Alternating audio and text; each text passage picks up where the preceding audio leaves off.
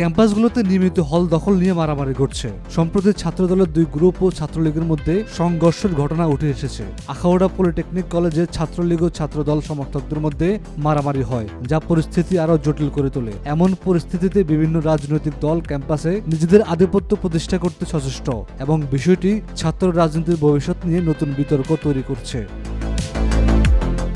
দীপ্ত টিভির টকশোতে ছাত্রদলের সাধারণ সম্পাদক নাসিরউদ্দিন নাসির বৈষম্যবিরোধী ছাত্র আন্দোলনের নেতা আব্দুল হান্নানের প্রশ্নের জবাবে বলেন, ছাত্রদলের দুই গ্রুপ ও ছাত্রলীগের মধ্যে সংঘর্ষের ঘটনা মিথ্যা ও বানোয়াট। শুধু তাই না, তিনি ছাত্রদলের নামে যত অপকর্মের ভিডিও ভাইরাল হচ্ছে তিনি ভুয়া বলে দাবি করেন।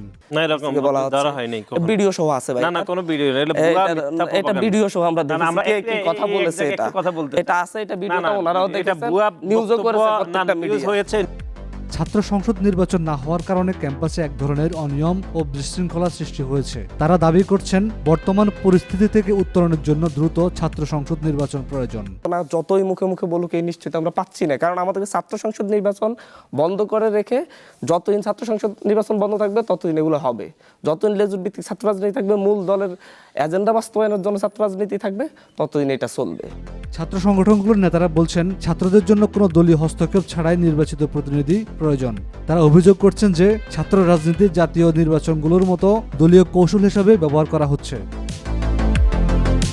এছাড়া ছাত্র সংসদ নির্বাচন না হওয়া নিয়ে এক দীর্ঘমেয়াদী বিতর্ক চলছে। তৎকালীন সরকার বলেছিলেন যে এখনই সঠিক সময় ছাত্র সংসদ নির্বাচন আয়োজনের জন্য, কিন্তু এখন পর্যন্ত সে পথে কেউ এগোয়নি। রাজনৈতিক বিশ্লেষকরা বলছেন, ছাত্র রাজনীতি যদি পুনরুদ্ধার না করা হয় তবে ভবিষ্যতে এই ধরনের সংঘর্ষ অবিসম্ভাবী। নিউজ ডেস্ক, আজকাল।